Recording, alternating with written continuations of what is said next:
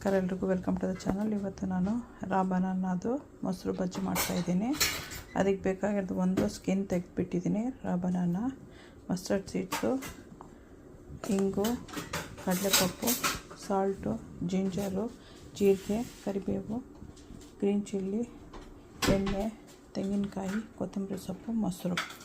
Hi guys, welcome to the channel. Today I am making raw banana kind of raita. It's called masru bhaji. For that I have taken one raw banana. I have taken out the skin, some coconut, cilantro, yogurt, oil for tempering, curry leaf for tempering, green chili for spiciness, and this is a split chana. This we can eat it raw.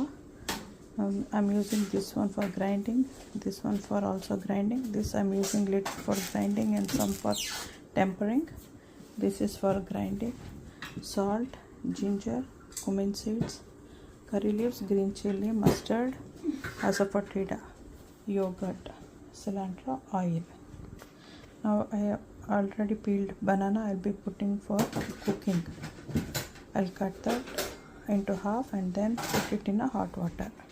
ಇವಾಗ ಇದನ್ನು ಮಧ್ಯದಲ್ಲಿ cut ಮಾಡಿಬಿಟ್ಟು ಬಿಸಿನೀರಲ್ಲಿ ಅದನ್ನು boil ಮಾಡೋಕ್ಕೆ ಹಾಕ್ತಾಯಿದ್ದೀನಿ, cook ಮಾಡೋಕ್ಕೆ.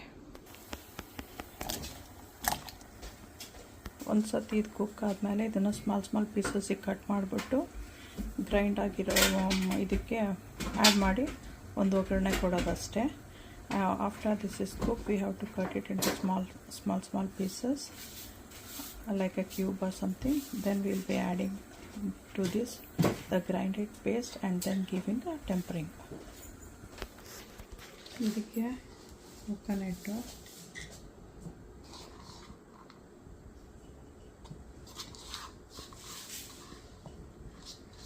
this is to grind. ಇದನ್ನು ಇವಾಗ ಅರಿಯಕ್ಕೆ ಹಾಕೋಕ್ಕೆ ಒಂದು ಸ್ವಲ್ಪ ಸಾಸಿವೆ, ಕಡಲೆಪಪ್ಪು, ಸ್ವಲ್ಪ ಇಂಗು, ಸ್ವಲ್ಪ ಇದಕ್ಕೆ ಮಸ್ತ್ ಟೆಂಪರಿಂಗಿಗೆ ಒಂದು ಕರ್ಬೇವಿನ ಸೊಪ್ಪು, ಇದಿಷ್ಟು ಗ್ರೈಂಡಿಂಗಿಗೆ,